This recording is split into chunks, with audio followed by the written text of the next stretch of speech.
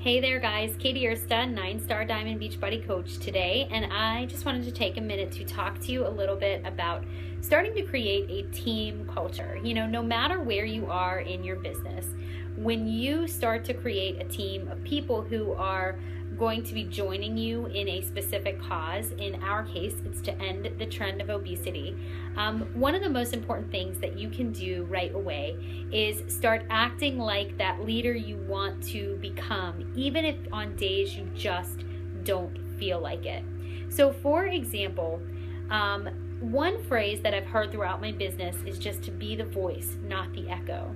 And that means that you're stepping up as a leader, you're starting to feel more confident in yourself, and you're almost faking it until you make it. So one thing that I have always done in my business is I've positioned myself to be where opportunity is present. And this is ultimately something that's really, really scary. It can be kind of awkward. It sometimes is unknown and it might lead to failure, but ultimately it's going to lead me closer to my goal. So what this looked like for me when I started coaching was I made sure that I was present in front of other people so that they started to see me as a leader too. So I was answering questions. I was present on calls. I volunteered to run groups. I volunteered to host calls. You know, I offered advice and tips and tricks that worked for me.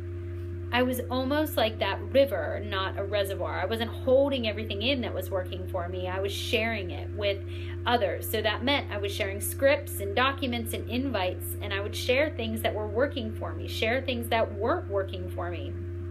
And I always did this with a purpose, not so much to gain something, because in most cases I wasn't gaining anything from the people I was sharing with. Instead, I was looking for an opportunity that others would gain something from me. And when I did that, I started to not just feel like a leader myself, but I started to become a leader to other people. And that ultimately changed the course of my business. So I also am I believe a go-giver. And basically what that means is if I'm going to take the time to give to others, I just believe that good things, if I'm receptive to it, are going to happen to me too. So on days, even now, you know, I don't look for what can I gain from it. I look for what can other people gain from me? What can I give to other people that will help them grow their businesses forward? So let's start with you. Let's start with, well, where do I go from here? You know, July is a busy month. We have Coach Summit 2015. We have the launch of Size, the new workout supplements that are coming out.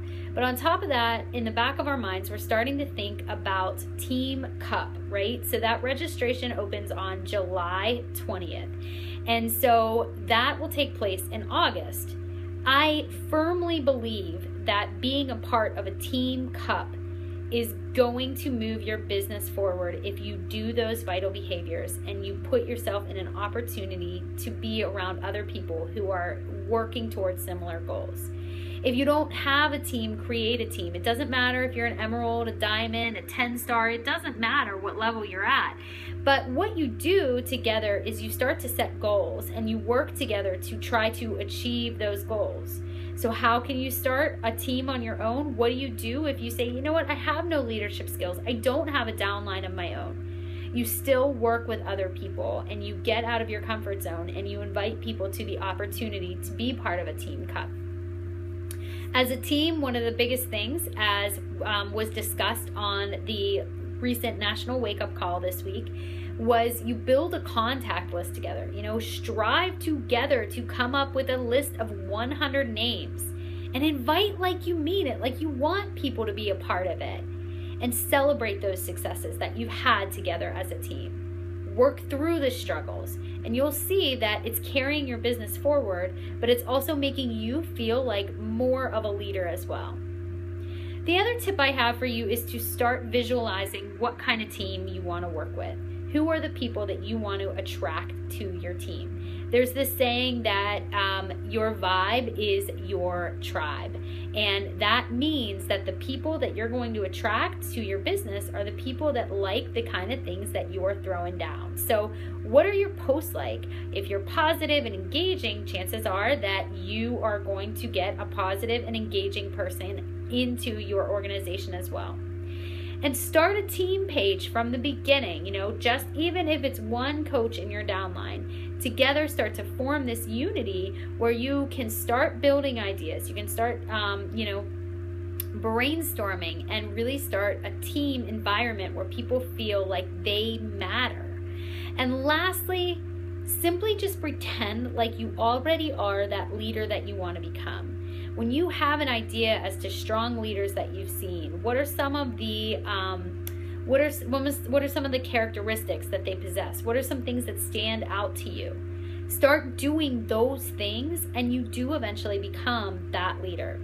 I want you to excuse my hair today because it is out of control, but I just wanted to give you those few tips in order for you to start feeling like you are the leader that you eventually want to become. One last thing I want to leave you with. Jen Sincero, author of You Are a Badass, says, "You can't kick ass unless you lift your foot." How true is that statement? Thanks, guys.